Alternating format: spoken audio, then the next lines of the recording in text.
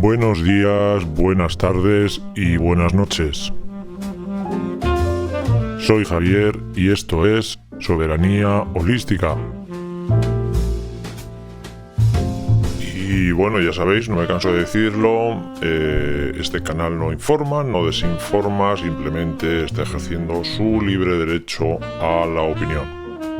En este caso y en los sucesivos vídeos, yo lo que hago y haré es presentar una serie de cuestiones para que sean debatidas entre todos, incluso para manifestar mis serias dudas de cosas que yo no llego a comprender. Así que dicho esto, vamos a darle caña. Y bueno, ¿de qué vamos a hablar hoy? Bueno, pues vamos a hablar sobre el concepto de hombre y cómo ha llegado a ser persona. Voy a basarme en un artículo de la revista de Derecho de la Pontificia Universidad Católica del Valparaíso. Esto es de Chile. Y bueno, es un documento que me ha parecido muy interesante. No es muy largo, tiene solo 30 páginas. Pero bueno, nos va a dar una idea de, como dice su título, de cómo el hombre llegó a ser persona. Los orígenes de un concepto jurídico-filosófico en el derecho romano. Así que bueno, pues esto va a ser otra entrega más de tipo audiolibro con comentarios. Bueno, os dejaré el PDF en mi canal de Telegram para que lo podáis leer todo aquel que esté dispuesto. Lo digo así medio sonriendo. El autor es Jacob Fortunat Stagle. No sé quién es. Universidad Fernando O'Higgins, Santiago, Chile. Y Reinliche Friedrich Wilhelms Universität Bonn, Alemania. Y bueno, vamos a comenzar. En el resumen, lo que nos viene a decir es, y lo leo: de iure personarum era un dispositivo del derecho romano para la descripción y la ejecución de la procedencia del pater familias sobre el resto de la sociedad romana, o sea, esclavos, libertos extranjeros, cónyuges e hijos. La traducción correcta sería, por lo tanto, derecho de los estatus sociales. Para expresar esta idea, los juristas romanos recurrieron al término persona en lugar de homo, porque este último era una expresión técnica para mentar al esclavo y el primero ya tenía una amplia variedad de significados. Bueno, tremenda joya. Los juristas romanos recurrieron al término persona en lugar de homo para mentar al esclavo. Maravilloso documento. Voy a seguir. Persona que hasta ahora ha descrito cadenas del hombre. Ahora se convirtió en término para sus derechos adquiridos de la igualdad y la libertad. Este es el significado de la palabra latina persona, que entró en la teología y la filosofía y llegó a ser uno de los conceptos jurídicos e ideas filosóficas más importantes de Occidente. Y vamos con su capítulo 1, la función del concepto de persona en el derecho.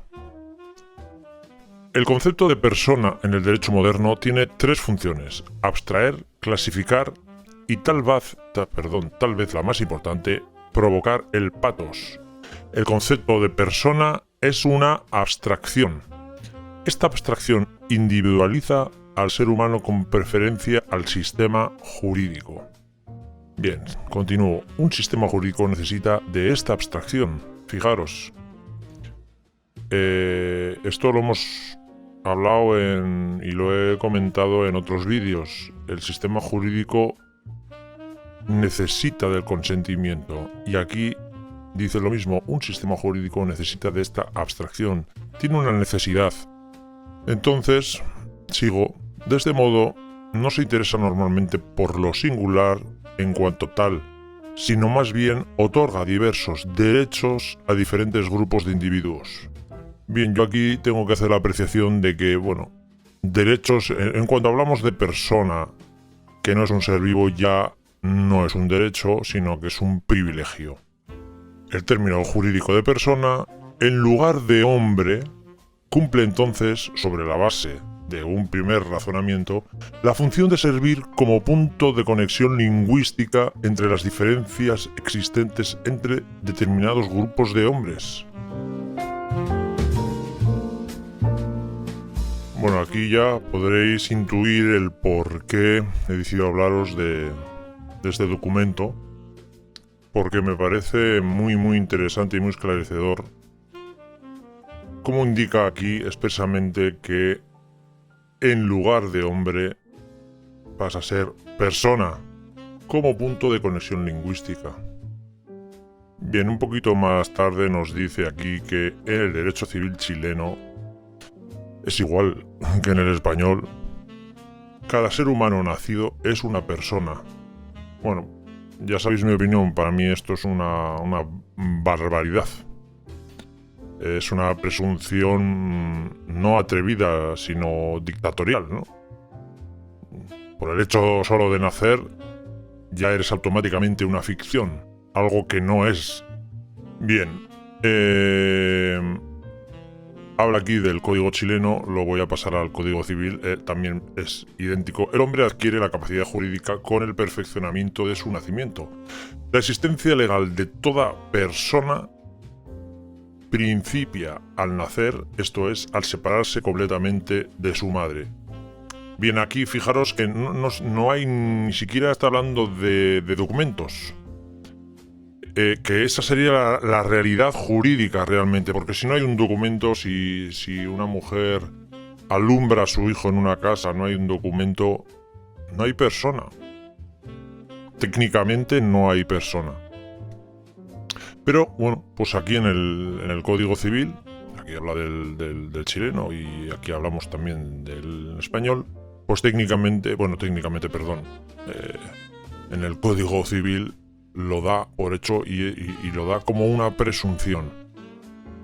Para mí, en mi opinión, las presunciones son fraudes. Porque una presunción no es verdad y no es realidad. Es un indicio de algo o simplemente y más valientemente voy a decir que animal lo voy a tomar como animal doméstico. Sin más, lo presumo así. Bien, prosigo. Con el nacimiento, el ordenamiento jurídico civil dota al hombre del predicado de persona y se agrega la capacidad de ser sujeto de derechos y deberes. Bueno, esto ya lo conocéis, si habéis leído el Código Civil. En cuanto eres una persona, eres sujeto. ¿Por qué? Porque estás sujeto, estás amarrado a esas obligaciones y le llaman derechos, que insisto, yo le llamo privilegios. Para dicho objetivo, el ordenamiento jurídico utiliza el concepto de persona jurídica en oposición, repito, en oposición al de persona natural. Vale, persona natural también, la verdad es que me parece una aberración, ¿no? Más que una aberración, una tontería, porque persona y natural se contradice, son opuestos. Una persona es algo artificial y algo natural es natural. Por lo tanto, esto es perversión del lenguaje directamente, en mi opinión, insisto. La creación del concepto de persona jurídica es una operación, fijaros, es muy importante las palabras que se utilizan, es una operación, ¿no? Operación militar, operación no sé qué, bien. Es una operación puramente intelectual, de lo cual no se tendría necesidad alguna, pero que el hombre emplea en cuanto tiende a concebir un individuo sujeto de derechos y deberes en los términos de persona. Las personas naturales y las jurídicas son los agentes del sistema jurídico y por eso se dicen sujetos de derecho. Bueno, pues un poquito más de explicación de lo que es para mí pues, el sistema de esclavitud. ¿Por qué? ¿Por qué digo esto? Pues obviamente porque es una presunción, como he dicho antes, muy valiente, muy osada, que simplemente por el hecho de nacer, por el simple hecho de desprenderte de del seno materno, automáticamente ellos presuman que tú eres una persona y que ya estás sujeto y amarrado y esclavizado. Bien, continuamos. La tutela de la persona humana, otra aberración, persona humana. No puede haber una persona y que sea humana. Es en la actualidad muy importante, la tutela de la persona humana. Vamos a ver. Como ya sabéis, la tutela, y lo hablo según el diccionario panhispánico del español jurídico, es una institución que tiene por objeto la guardia y protección de la persona y bienes. O sea, alguien que no somos nosotros nos está guardando, está guardando a la persona. Aquel que utiliza el DNI es persona. Y repito, tiene por objeto la guarda y la protección. O sea, nos están guardando y nos están protegiendo. Y a los bienes nuestros. Y bienes, dice. Por lo tanto, si nosotros no nos guardamos, si nosotros no nos estamos guardando nuestros bienes, somos como menores, no emancipados. Somos como niños. Somos como incapacitados. Mirad, yo os digo de verdad, este PDF que os voy a compartir, insisto, en mi canal de Telegram, es digno de estar en todo aquel disco duro cuyo propietario quiera saber y conocer verdaderamente el origen de la palabra persona. ¿Y por qué lo vuelvo a decir? Bueno, pues lo vuelvo a decir por lo que acabo de leer del documento y por lo que voy a seguir hablando. Y no me entretengo más, fijaros. La palabra latina persona indica en un primer momento el revestimiento, o mejor dicho, la máscara de los actores. Maravilloso, sencillamente maravilloso. Luego, en sentido metafórico, el papel que se representa en el escenario y enseguida el papel en el mundo. Este documento es maravilloso. Y más maravilloso es lo que sigue diciendo a continuación. Ahora bien, hemos sostenido anteriormente la tesis, expresada solamente a nivel teórico, de que el concepto de persona cumple una función deshumanizante, por cuanto es abstracto. Joya tras joya. Fijaros, lo deja bien claro. Es deshumanizante. El concepto de persona es deshumanizante.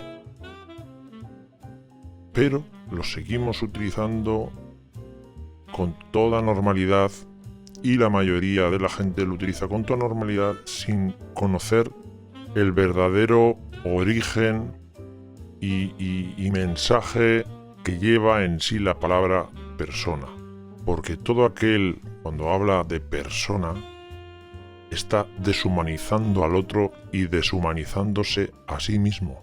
Bien, pero queremos más perlas.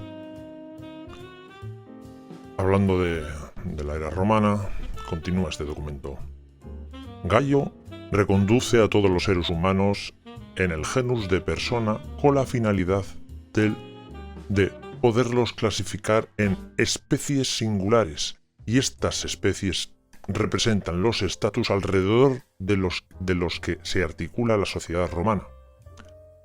El presuntamente neutral, en cuanto radicalmente abstracto, concepto de persona constituye ciertamente el pretexto para llevar a cabo, instaurar, establecer ciertas categorizaciones de la sociedad. Y atención, y con ello pasa a ser un instrumento de dominio. Así, con tal propósito, expresa Gallo, en otros lugares que un determinado principio era válido para los esclavos y también para las otras personas, las que se someten a nuestro poder, eadem de ceteris quaque persona, bla bla bla bla en latín. Bueno, resumen sencillo. Es un instrumento de dominio. La palabra persona es un instrumento de dominio. Bien, a continuación habla de libres y esclavos. En este párrafo que os voy a leer, yo no estoy de acuerdo con la terminología, pero también nos da una idea y nos orienta un poco a comprender qué diferencia hay, qué diferencia le daban a ser un hombre libre o un hombre esclavo. Perdón, persona libre, porque ellos llaman persona también. Aunque sea libre, le llaman persona, y es ahí donde difiero. Pero bueno, os lo leo. El hombre libre puede hacer todo lo que no está prohibido. Yo aquí sustituiría la persona libre. Puede hacer todo lo que no está prohibido. El hombre lo único que no puede hacer es lo que va en contra de la ley natural. Punto pelota. No hagas a los demás lo que no quieres, que no te gustaría que te harían a ti mismo. Bien. Repito entonces, el hombre libre puede hacer todo lo que no está prohibido, mientras que el esclavo puede hacer solo lo que le es ordenado. El hombre libre es, bajo nuestra terminología, persona. Obviamente aquí yo difiero, ¿no? Sujeto entonces de derechos y obligaciones. El esclavo, en cambio, es una cosa y es tratado en forma análoga a las bestias. Y bueno, algo más también en lo que difiero, que me parece muy asombroso, es que diga lo siguiente. Entonces el concepto de persona se emplea ya no como genus, en el cual la persona servilis sería una especie, sino más bien como concepto para designar al hombre liberado de sus cadenas de estatus, con relación al hecho de que tiene derechos y deberes. O, en otras palabras, persona designa aquí al sujeto de derecho. Pues obviamente estoy de acuerdo, persona designa al sujeto de derecho a día de hoy, pero eso no significa que esté liberado de sus cadenas de estatus, porque el estatus de persona es inferior al estatus de hombre. Un hombre es libre y se rige por la ley natural, y una persona se rige porque está sujeto a la ley del hombre, la ley positiva, o al derecho. Bueno, como vais a ir viendo, va decayendo el texto, lo vais a ir viendo, mirar. Por lo tanto, se presenta la necesidad de hacerse cargo de la cuestión relacionada a la función que cumple el concepto de persona en el lenguaje jurídico. Bien, un alemán que no lo pronuncio, en una investigación realizada a inicios del siglo XX, ¿qué es lo que dice? El concepto de persona es idéntico al del ser humano, al de ser humano. Sin embargo, podemos afirmar que la verdadera función del concepto de persona consiste en garantizar tal identidad, como muestra inequívocamente el artículo 16 del Código Civil austriaco. El concepto de persona atribuye al hombre una cierta dignidad natural, una nobleza natural del hombre. Yo no logro entender estas eminencias que investigan, que se atrevan a decir de que persona es idéntico al de ser humano, ¿no? El concepto. Cuando el origen de la palabra claramente es una máscara. Es algo que no eres tú. Pero mucho menos cómo puede dar una nobleza natural del hombre. Cómo puede aportar una cierta dignidad natural. Además ponen cierta dignidad natural, no dignidad natural directamente, ¿no? Yo no puedo hacer otra cosa que asombrarme con estas investigaciones, ¿no? Este hombre alemán es Lockman, bueno, no sé si se pronuncia así, pero bueno, me deja bastante perplejo.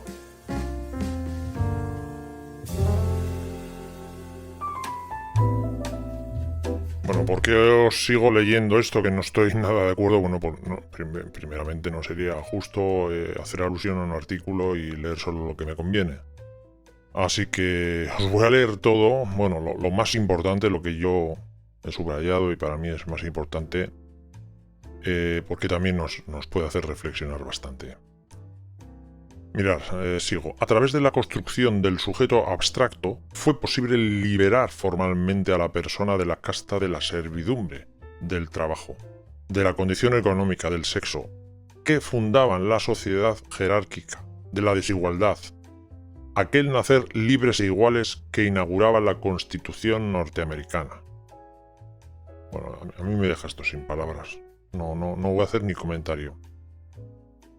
¿Cómo fue que los juristas romanos eligieron el término persona? Buena pregunta, ¿verdad? ¿Por qué no tomaron el término homo, por ejemplo? Mejor pregunta, ¿verdad? Bien, aquí la respuesta. Como todos sabemos, esta última palabra significa hombre y habría reflejado adecuadamente la idea de que el esclavo también es sujeto de derechos, a la par del pater familias. Hay una frase del Liberto Trimalción que muestra esta idea de modo clarísimo. Los esclavos son hombres y han bebido la misma leche aunque la mala suerte los oprima. Toma zas en toda la boca.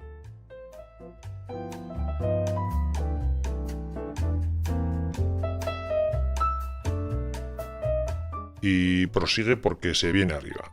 Entonces es evidente el gran mérito del término persona, que como Mantovani recientemente ha observado, es una hoja en blanco que puede llenarse con cualquier contenido. Toma. Dios santo. Incluido también aquel del homo en el sentido biológico, en el sentido de ser humano. De verdad, vuelvo a decir lo mismo. Invéntate otra palabra si quieres. Pero si persona es máscara, olvídate de darle el significado que a ti te dé la gana y de transformarlo como quieras. Persona es persona. Tú no puedes destruir, disolver la esencia de una palabra. Es como si yo cojo ahora y digo, a partir de ahora me apetece que casa sea un perro. No puedes, ni por consenso. Consenso de 4, por cierto. Así que bueno, voy a dar por finalizada la lectura de este artículo, vamos a llamarlo así. Y como resumen, pues bueno, pues a mi parecer empieza bien, ¿no? Porque realmente creo que da en la diana del origen de la palabra persona, de lo que verdaderamente significa, de cómo desprovee al hombre de su esencia, de su naturaleza, pero de la mitad en adelante da un giro de 360 grados, perdón, de 180 grados y lo manda a la mierda todo. Por alguna investigación de algún alemán y por otro jurídico y por quien sea. Entonces, bueno, yo os lo comparto en el grupo de Telegram y nada, pues espero vuestros comentarios y nada más. Espero que sea de vuestro agrado. A mí la verdad es que este artículo pues me parece muy significativo y lo guardo con cariño en el disco duro porque dice cosas muy bonitas. Así que nada. Un saludo a todos y hasta el próximo vídeo.